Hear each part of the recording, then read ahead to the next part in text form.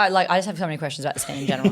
What is the glow sticks? The glow sticks. Is it just because it's fun party time? Like, and it's just a good. Yeah. No. Okay. For those We of you came who are prepared. listening, Sly's come prepared. Yeah, I come prepared because Yes.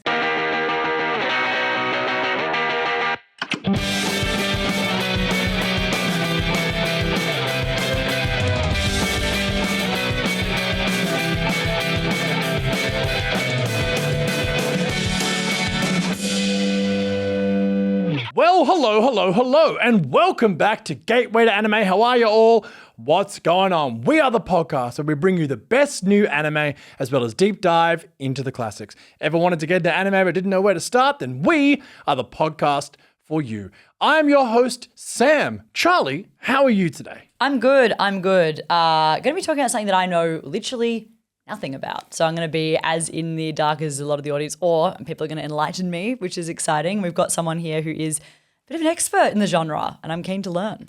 Absolutely. We are so thankful to have back a returning guest, Sly from Sugoi Co. Sly, how are you today, hello my man? everyone. I'm doing well.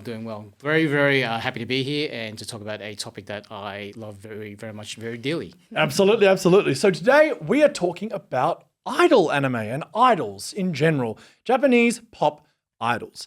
It is a huge phenomenon and something that has also now kind of blown up around the world, but you probably see a little bit more and probably more used to idols in a K-pop setting, but we'll talk all about that as we go along because the two markets are quite connected in their own way historically. So Sly will explain that later because I don't really know what that's all about. So Sly will explain it. But before we dive into that, let me just say, if you really like what we're doing, you can find us over on Patreon where we do special episodes and early releases as well as behind the scenes footage. And of course, you can follow us on Instagram, TikTok, and YouTube. And if you are a listener of the podcast on an audio platform, please give us a 5-star review. Okay, now that's out of the way. Sly, idols. So, Yeah. What's up, man? So this is like, I remember when we've had Sly on the podcast before. You can check out. It's a really good, informative episode about how anime came to Australia because Sly is one of the reasons that really happened, honestly, like true expert in that sense. But I remember we were talking after and you were mentioning a lot of idol animes and that kind of stuff. And I was just going, this is something that I know not, like it's such a huge genre in anime. There's an idol anime of everything, you know, it's like zombie idols. There's like, it really does cover a lot of ground. Guess just explain it to us. I don't know. I guess with anything, let's kind of go back in time. Yes. It's kind of reflective of society at a time as well. Mm-hmm. You know, I'd say really the first time an idol kind of really appeared in an anime in a kind of a big way was actually in Macross. Yes, of course. Yeah, with Lin Mime. How songs will, heal the differences between the aliens and the humans yes. somehow because through song and through this little girl who's and turned into an idol. Yep. So I think that was a very prominent theme throughout that. Because that came in the early 80s in Japan. 80s was a time in Japan where it was a massive boom period, right? Sort of near the tail end of that kind of golden era. Economically speaking, in Japan, a lot of city pop idols came out around that time, and it was also sort of the start of the multimedia kind of franchises. So another really early anime that featured idols as a very kind of primary theme was a magical girl show called Creamy Mami. Okay. The main character in that was by day a schoolgirl. But somehow she gets she transforms into an idol. Right. Yeah. And Does she get any other powers, or is it just an idol? Does she just get better at singing? It's one of those like she magically transforms into an idol in order to defeat the villain of the week or to solve the problem of the week kind of thing. Right, cool. So it's like Hannah Montana-esque energy. Basically, basically, you could argue that Hannah Montana is like an anime idol in that sense, or magical girl in that sense. Well, this is interesting because as far as I'm aware of, an idol is basically a female pop singer. They can be in groups, bands, solo. Yeah. But it's the mechanism, like the sort of marketing mechanism behind the idols. Yeah. which kind of makes them idol? What's the difference? So I think it's the whole thing of multimedia franchise, right?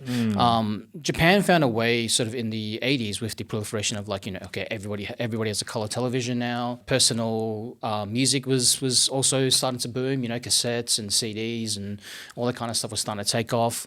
So they were thinking, how do we connect one thing with another with these kind of multimedia conglomerates? So it's like, okay, we're going to promote our pop star by making the pop star also do other things.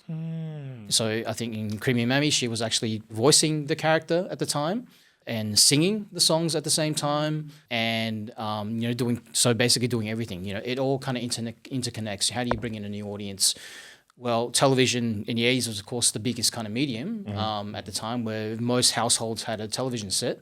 And by the nature of how TV worked back then, not like how it is today, kids, you had to tune in at a certain time each week for certain things. Yep. And if you got a primetime slot and you say that it's starring our biggest female singer at the time, kids and teenagers are going to gravitate to that. They will naturally be more interested in it. They might buy more CDs and then discover some of the other things. So that's kind of how it works, So it's basically like it became this tool for the companies to promote the singers in a less traditional medium at the time, I would say.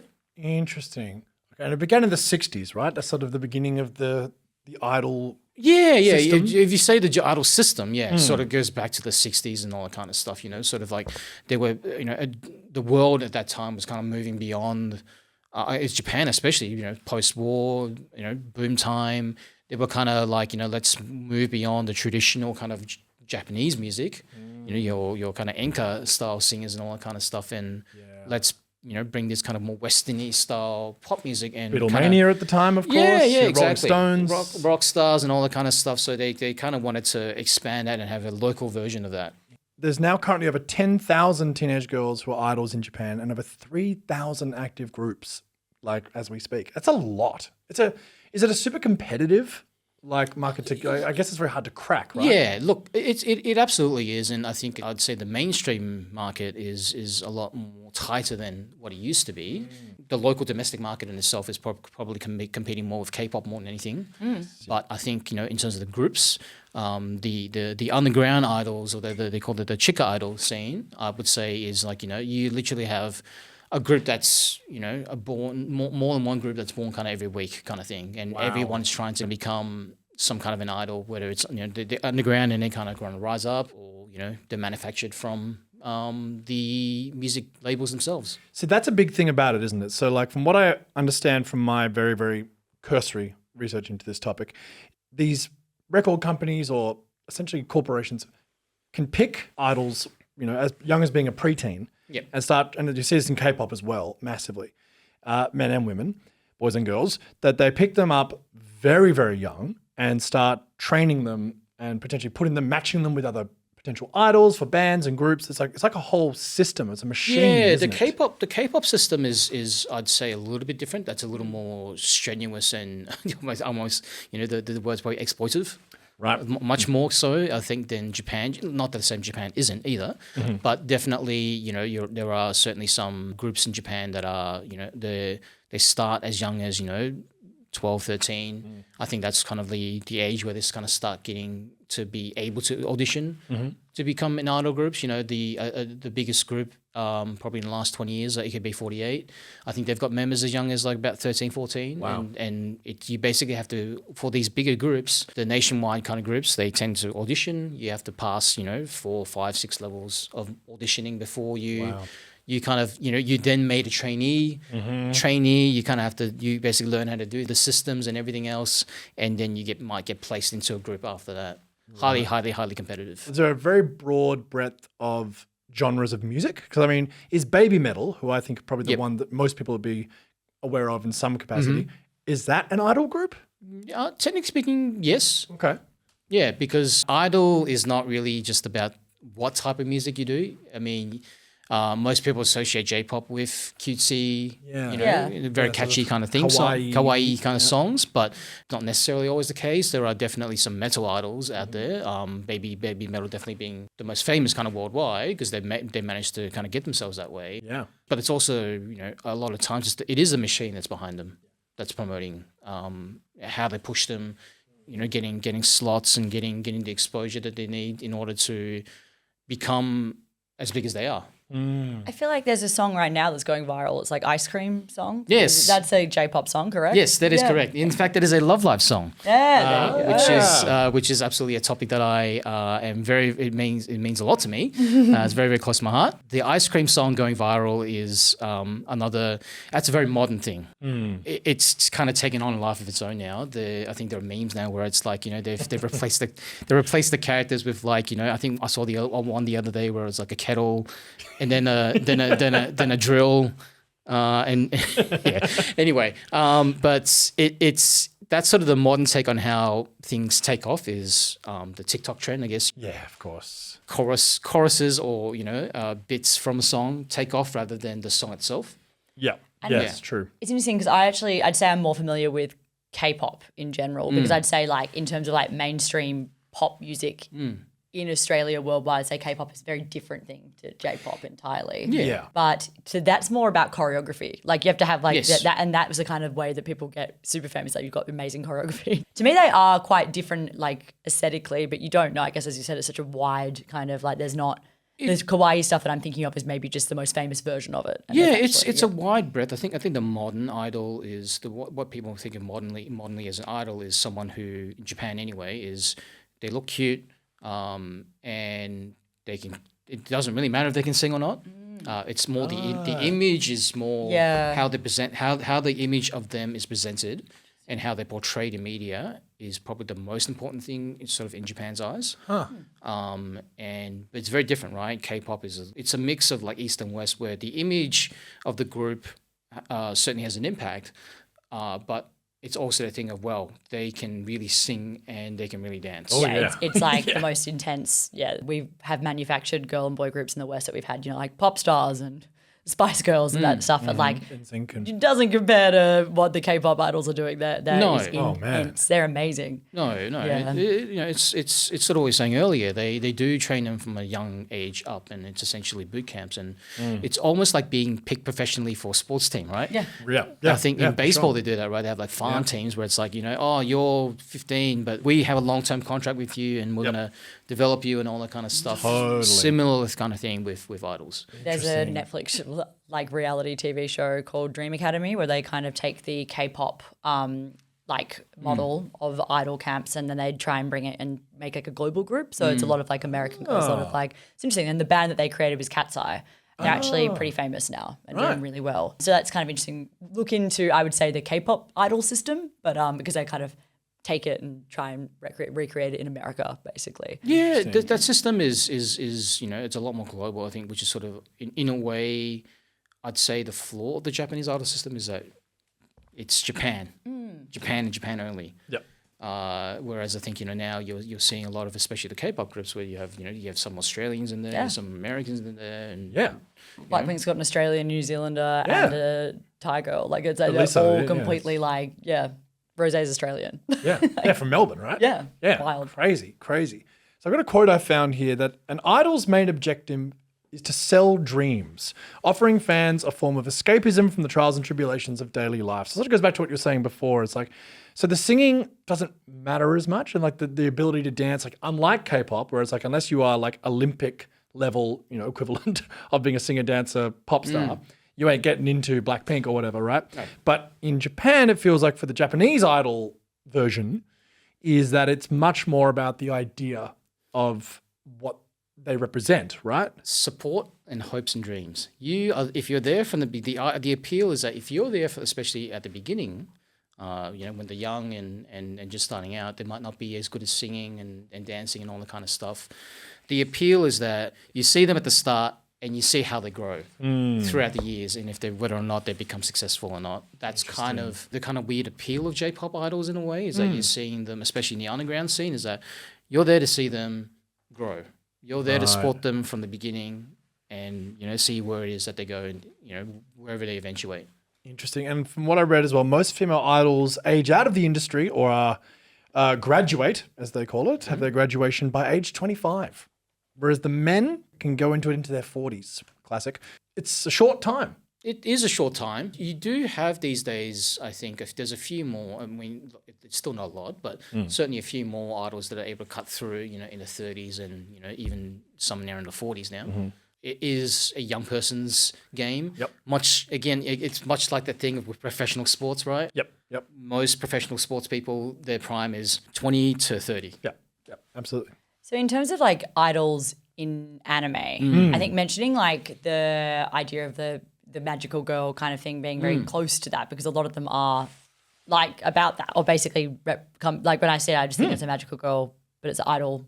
And I'm like, often they are like supernatural. They're kind of like, I walked through into another, like I've watched only a couple, like I'm really not good at it. So please forgive me for butchering this. But like sometimes it'll be like they discover this thing and they get transported somewhere and then they become idols. And I'm like, what? Like it seems to be easily transferred theme, like magical girl, idol to magical and girl. Like I guess it's about friendship, like because it's about groups of idols a lot. Unless you're looking at like Perfect Blue or like Oshi Co, which is looking at like kind of realistic or like not realistic. I mean the dark side, the darker side of idol culture. I guess the other stuff is very much to do with like groups and friendship, right?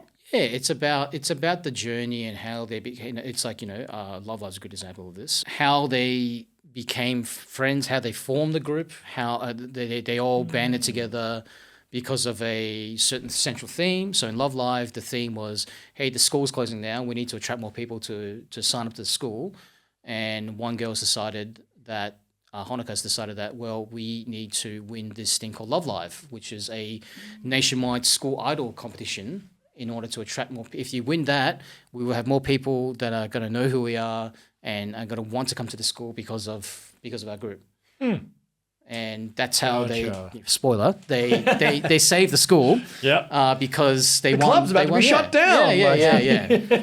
It's just like anything. It's all sport, anime, everything. It's the same storyline, and we love it every time. It's like you could actually argue that sports anime is a derivative of idol anime. Yeah. Right. Okay. Yeah.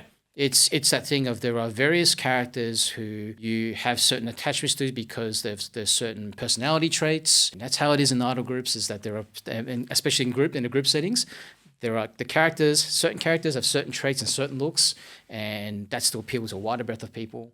That's the power of a group, is that you attract many, many different audiences who kind of come together because of various things. But they're my favorite because X, Y, Z. Yeah.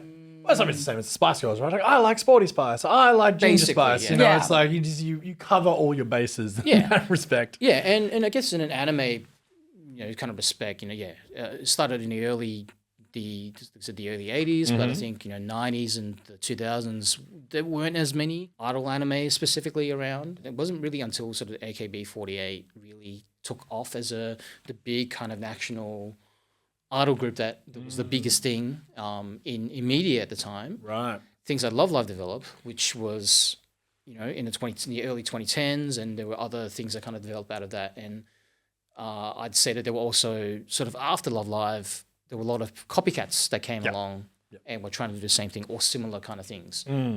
So if someone like me, and I've seen a few idol anime, and I'll talk about one that I really liked in a moment, but obviously Perfect Blue is one of my favorite films, not just anime films, full stop. But of course, as we mentioned before, very much an examination on the dark side of idol culture. Wonderful film, Satoshi Kon, obviously what kind of Black Swan was based off. She is a idol in a middling at best group who are going nowhere, and she decides to become a serious actor. And one of her fans takes that very badly because he has this really twisted parasocial relationship where he thinks he owns her and what she should be and what she should and shouldn't be doing as a performer. And it gets very cerebral, very dark, and very twisted. Excellent movie. Of course, that is the darker side of things. But if someone wants to get into idol anime, what is a good place to start? What's the gateway, do you think, Sly? I do think Love Live is a very good one. My personal favorite, it's a little bit harder to get your hands on now, Wake Up Girls. Okay. Another one that was really good. Those are the two, I would say, starter anime that you would get into if you wanted to understand this idol culture a bit more. And then I think once you're kind of into it a little bit more, you can move on to shows like Oshikatsu, which was, I thought, a very a very fun look at the fandom side of underground idols. Yep. Yeah, I think those three are probably the main ones that I would recommend to people. Yep. If you were serious about getting into, I guess, the whole, I guess, in a sense, the pop idol scene. And Oshi Co, of course, huge. One that sort of, I'm not going to say broke into the mainstream of like Western culture, but the mainstream of anime. Yeah, it was huge. Fan culture, for sure. It was massive. That first episode in particular blew people's minds. That is one which I think has like, it's fair to say that idol anime is very much a subculture within the subculture of anime. It's like, I mean, we have an anime podcast and we don't watch little it. to know nothing about it. You know what I mean? Like, it's interesting. which is fascinating. But Oshi Co really did do something different, didn't it? What do you think it did that made it palatable or transferable to a wider audience in the anime world? I think it really exposed in a modern setting what, in much the sense that what you were talking about Perfect Blue, but in a much more candid comedy kind of way, because it does get into a bit more kind of, goofy comedy, Oshi Co. The other side of not just idols, but entertainment industry as a whole. Yes. It's not, again, it's the whole thing where I go back to, it's not just singing and dancing, it's everything else that happens in that multimedia machine that happens to become an idol or become a talent in Japan. So before we dive further into more idol anime shows, how did you get into idols in IRL, in real life? What was your first experience of a Japanese idol, and what took you down this road? I think that unconsciously, Macross was probably my first exposure. Yep. Having grown up with it when I was a kid, I had a massive crush on Lin Minmei, much like everyone else did back in the day. And it kind of wasn't really until I'd say in the early 2000s, there were more as a proliferation of the voice actors who became kind of cast as idols as well. Yeah. And they would do concerts and all that kind of stuff. But I probably didn't really get into it until I would say Love Live was probably the thing that really got me hooked into this whole thing. And I went, okay, let's do this. Let's dive. Let's get in there. Deep into this. But the anime idol and the underground idol and the pop idols are all kind of different, but the same. If that kind of makes sense. Totally. Love Live in its heyday, I'd say the mechanism for that though it was the fact that the songs were catchy, but then everybody was playing the mobile game. There was like a rhythm mobile game that everybody was playing. Therefore, I'd say that that got a lot of people into it. And because you were basically playing it daily, you're playing the songs daily, and it's like it's that thing of heavy rotation, right? You listen to a song on the radio all the time, you're eventually going to just like it. Yep. It doesn't matter. Yep. It doesn't matter. That's what a top 40 hit is, right? And if you're playing this game for years, and you'd have to play this thing daily in order to, earn your gems and all that kind of stuff. Yeah, the gamification. Genius. Yeah, it kind of gets in your head. That kind of leads into the other thing, which is Hatsune Miku. Yes. Yes, of course. So I wanted to bring this up. So as we speak at the time of recording this podcast, your company has a film out called A Miku Who Cannot Sing. Yes. What is a Miku and why can't you sing? So the movie itself is actually kind of much like Love Live. It's tied into, so this version of Hatsune Miku is tied into the Colourful Stage featuring Hatsune Miku mobile game, where you're playing a lot of different songs and you have to, much like Love Live, Squall Festival, you have to tap, tap, tap, tap, tap, tap, and the songs will get into your head. Gotcha. And in that game, there is these things called sekais, where different versions of certain thing of, I guess, Mikus and the different Vocaloids kind of appear. Suddenly one day, this random Miku that nobody's ever seen before kind of arrives, and they go on a bit of a journey to understand why she appeared and how the people and all these different groups can have band together to help her out. So a Vocaloid. This is interesting to me. So Hatsune Miku is the most famous Vocaloid? Definitely. Yeah, Yes. hands down, right? The OG, I would say. I think one of the most famous character designs I can think of in anime aesthetic. I think when I think of it, I will go, yeah, I can see exactly what she is wearing. Even though I couldn't tell you many songs, or I'm not a fan of the music necessarily, not a fan, but just not across it. Huge impact. And was it 2007, 2008 kind of situation? Around that time. Yeah, I remember when it came out, when it was first. It was a huge deal, and everyone was like, first ever, Avatar, You could produce your own music. You essentially is well, I don't have the capability to sing, but the software now allows me to help me write songs and. Oh, that's what it is. It was made by Yamaha. Yeah. I didn't even know what it voices. was. Yeah. I was like, cool. Synthetic voice. It was to help music producers basically say that you can only write songs or arrange songs. You're not necessarily talented in singing.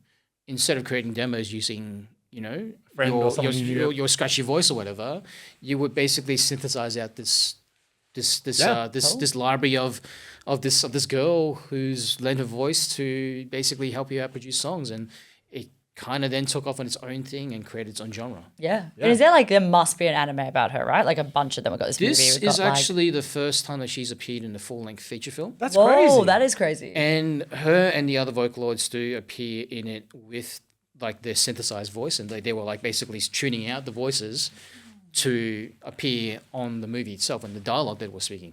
Cool. Wow.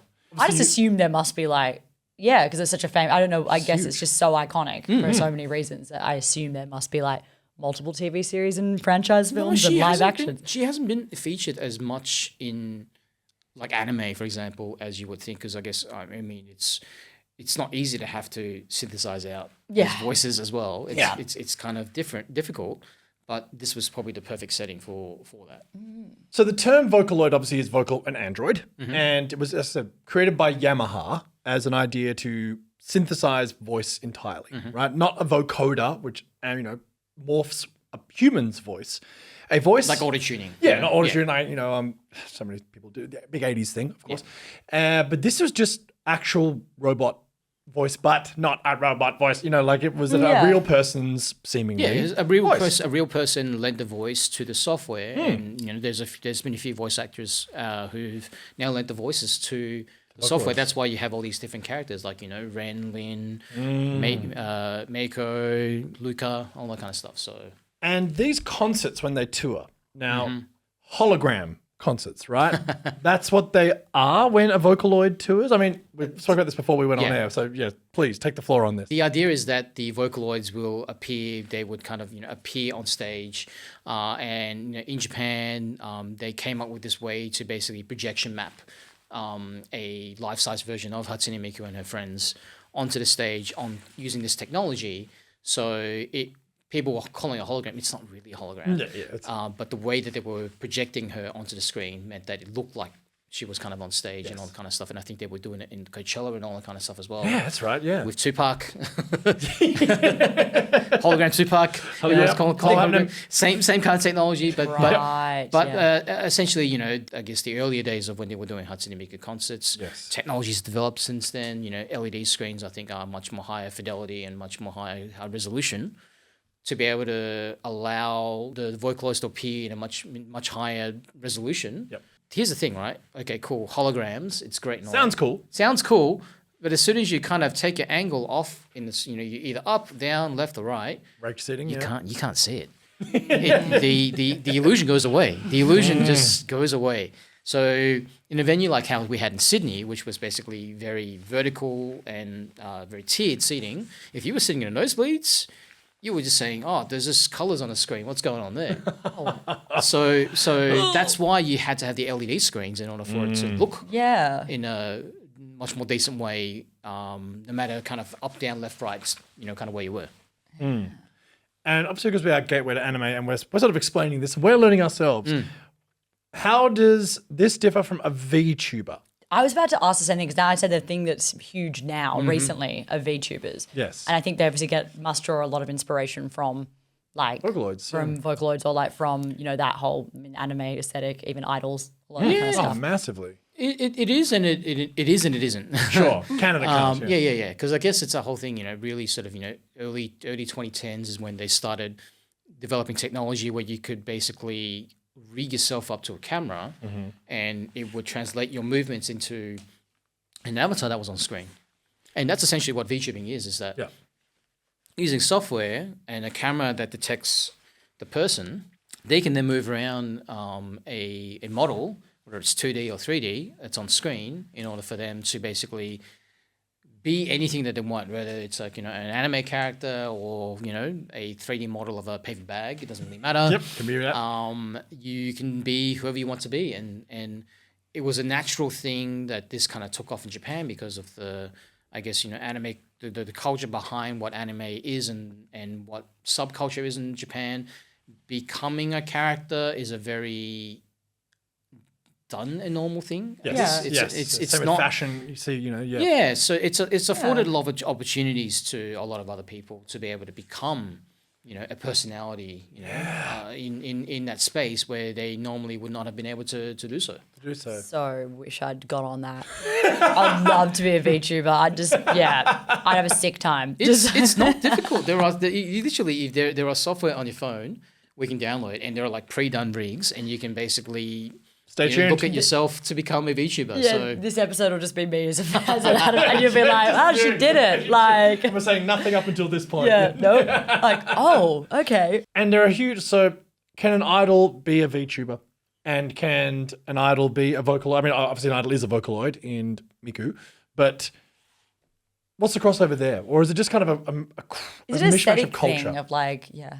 no, it's aesthetics, it's the image, it's the personality. I think, but most important is the personality, right? Personality of an idol. What is the personality that you like, or that appeals to their audience, that brings the audience together and helps to support this person to achieve their dream, the idol's dreams. Because that's you get a lot of that in the underground scene. Is I want to become an idol so that I can be certain, I can do things. My wish is to have a concert in front of so many people, or etc. Whatever it is that is the goal, and you as a fan is there to support them, to help them achieve that goal. And they're mostly idol groups, or are there a lot of solo idols as well, or is it mixed? It's a bit of a mixed bag, and it just depends on, I guess, I think the thing changes. The thing about groups is you don't need to rely on one person to be very good in order for you to succeed. It's the power of many that helps the group to become successful. And what's I just have so many questions about this game in general. What is the Glow sticks? The glow sticks? Is it just because it's fun party time? Like, and it's just a good. Yeah. No. Okay. For those We of you came who are prepared. listening, Sly's come prepared. Yeah, come prepared because Yes. You knew someone was going to ask about this. So the penlight culture, I think it came from, I guess they created these glow sticks, I guess, at the concerts. Yeah. So people started the chemical lights into the concerts so that they would basically cheer in rhythm to the beat of the songs to be able to cheer them, because it's like, well, how else is this person on stage going to see me if it's a sea of black in the audience, right? Well, if they can see that, then great, especially if it's groups. So what you find in a lot of groups is that they'll assign colors to different members so that So you support that. So you're like- yeah, that's the green one. So I like the green girl. I'm getting the Can't green. that get a little mean? You're like, wow, a sea of green. Everyone else is like, But get out of here, yellow. that's also I guess it's the ruthlessness of being in a group as well, right? True. Yeah, true. They talk about it in Oshi Co. I think in the first the first time that they went on stage, kind of was like, oh yeah, everyone here's just see Memcho because she's so popular and she's already a popular idol and personality. So you can see in the crowd most of the lights were yellow because Memcho's color was yellow. Yep. But then all of a sudden, halfway through the song, she sees the one light that's her color. That's white. There you go. Oh, yeah, okay. Yeah. It's so cool. It's about the colors is there to show to be able to stand out in the crowd to show support. Totally. Yeah. Cool. Well, That's now very I know. Yeah. Now we know. Because I've always been confused. Okay, I've walked past a couple of like idol shows in my time and just been like, The glow what is sticks. happening? But also like, I shouldn't be that confused. Like raves have glow sticks too, Happening since the 90s, yeah. Fun. Yeah. It goes hand in hand with the J-pop culture in general and idol culture, but it's just a lot more used in idol culture. K-pop uses this kind of stuff a lot now as well. It's mostly for when it's a group, it's about, I want to show my support for this particular member and I know that they are that color. One thing I really liked about Oshi Co as kind of a peek behind the curtain of the idol industry is that it really was clear that idols don't necessarily make much money. And that was kind of like a thing about the labor of love there, not just like, I want to be a superstar. And it was kind of like they didn't mind. It's like a hard work and you'll make like some money. Similar to like acting or music in general. Yeah, well, you're done by 25, right? Totally. And like music and any kind of specialized thing, I think I just hadn't thought about it that way. I thought I was kind of like, if you're an idol, you're rolling in it. But like, no, that's really not the case. People are working Like it's a hard. Yeah. Yeah, well, it's different to being a pop star, a J-pop star, isn't it? Like they are sort of, they look like they're the same, but they seem to be different. Like Lisa, not the Blackpink, White Lotus Lisa. I mean Lisa, as in Demon Slayer Lisa, Gurenge, Japanese J-pop star. Like that's different. She's not an idol, right? She is a pop star. She is a proper pop star. Yeah. The friendliest person that you can ever meet in the world. He's dropping the Lisa memes. God damn. But yeah, they are different because I think. Yeah, because it's different, right? Of course, yeah. They're an artist. Yeah, right. Artist first, more than anything else. But it's also comes with the artist is the image of the artist as well, right? Which kind of goes hand in hand with the whole idol thing.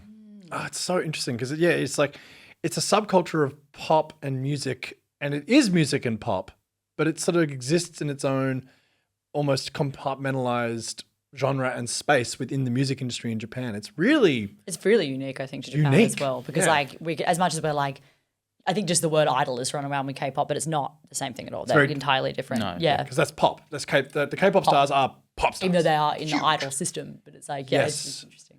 Yeah, but they've used it more in the more mainstream. Not that I'm sure these sorts of things happen in Western and Eastern music industries. Like there's no question that huge pop bands get manufactured to a degree. Like that still happens. Yeah. But the idol path seems to be its own. Yeah. It's the way that you support them, you know. If there's some underground idols, how do you support them? Mostly is through the little checkies, little Polaroids that you might get with them in order to meet them. During the, after the gig, you like, we're selling merchandise, and the main merchandise that you buy there is little things called a checkie, which is a little Polaroid film that you take with the idol, and it's like, that's how you show support. It's like, hey, I'm going to show my support. I want to be known as the best fan, so I'll buy 10 of them for that one show or whatever. Interesting. So gamified, isn't it? It's that thing of they've manufactured these systems for you to be able to, as a fan, support these idols to help them achieve the dreams. So, because you see so many of these sorts of things in Japanese culture in general, like the stamps at train stations, which you can collect, the stamps at temples, which you can collect in your little books, and then you have this very specific book, which then you go and get the specific stamps, and like I guess it's just another sort of extrapolation of that kind of idea, but. Yeah, it's so interesting. I've got a really off-topic question. Sure. Is Jigglypuff an idol?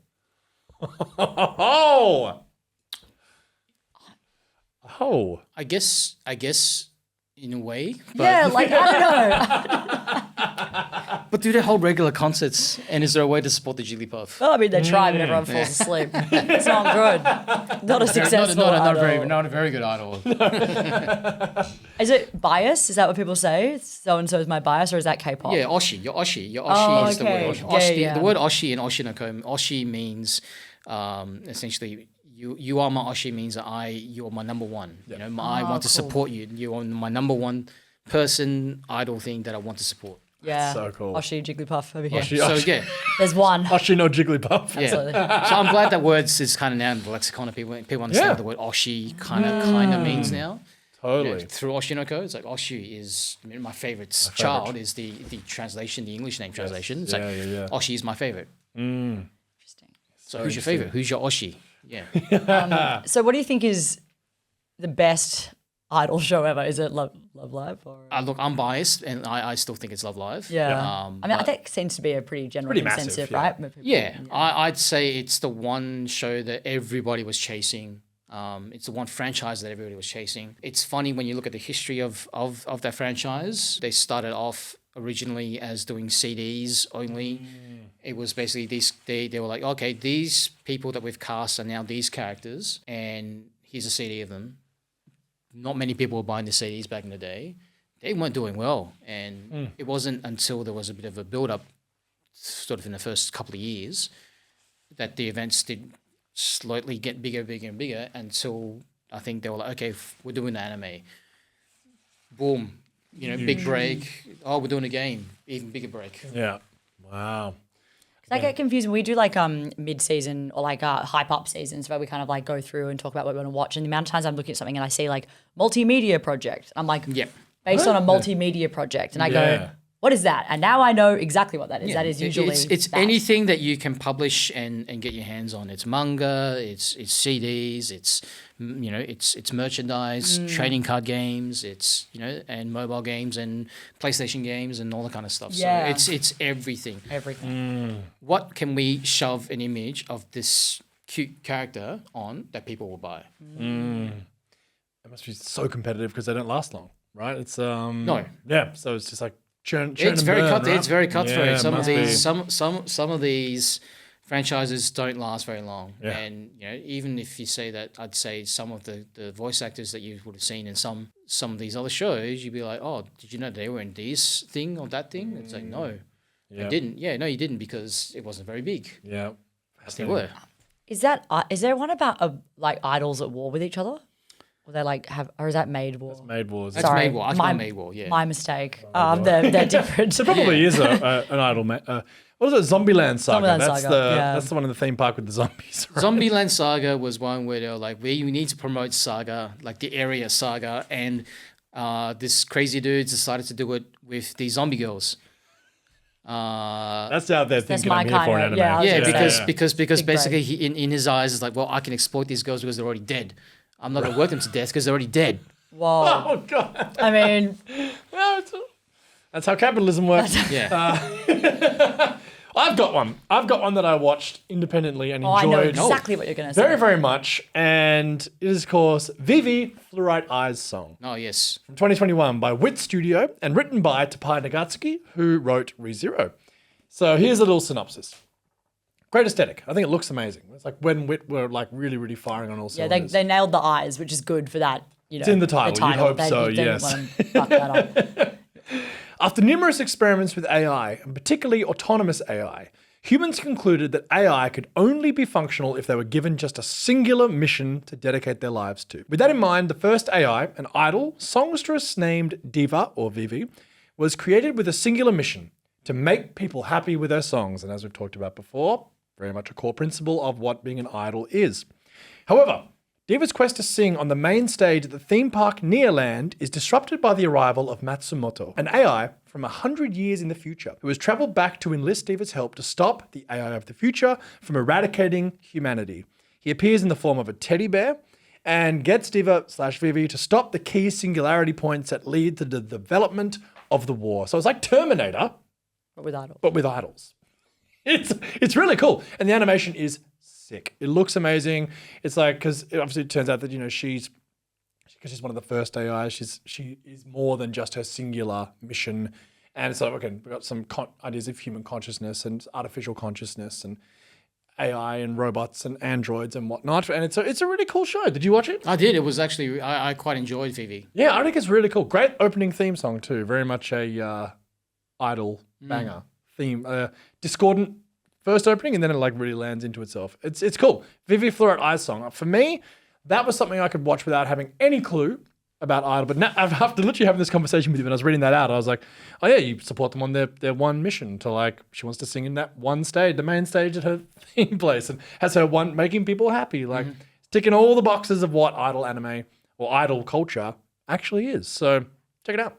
I think, and like, I guess now I'm thinking about it, the most I've learned from Idol, other than this conversation where I've learned triple what I knew before, was Oshi Co.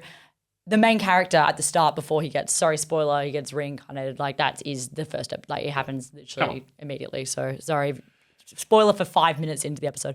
That you witness a character who's not interested in idol culture at all really suddenly get interested in it due to his patient who is a fan. And it's actually quite a wholesome way of looking at it. Like you see someone kind of go like, I don't know anything about this, and then suddenly just get more and more into it, and then all of a sudden be like, That's exactly how it happens, by the way. one day just one day you will be like, oh, I guess I'm into this now. just come holding my it. personality. Something somewhere has caught your eye, and you just fall deep into it. That's it. You're off. Maybe I need to stay away from idol anime. I've got too much on. Bandwidth. So what's one more? What's another one you reckon you could just throw off for some people to watch? What do you think is another really great idol anime?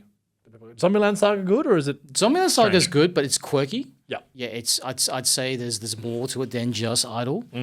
I do think Wake Up Girls is a good one. That's a little more grounded in reality of starting a group and having a mission and telling them what it is. Another one, and and this is me shilling my own company's title, is Trapezium.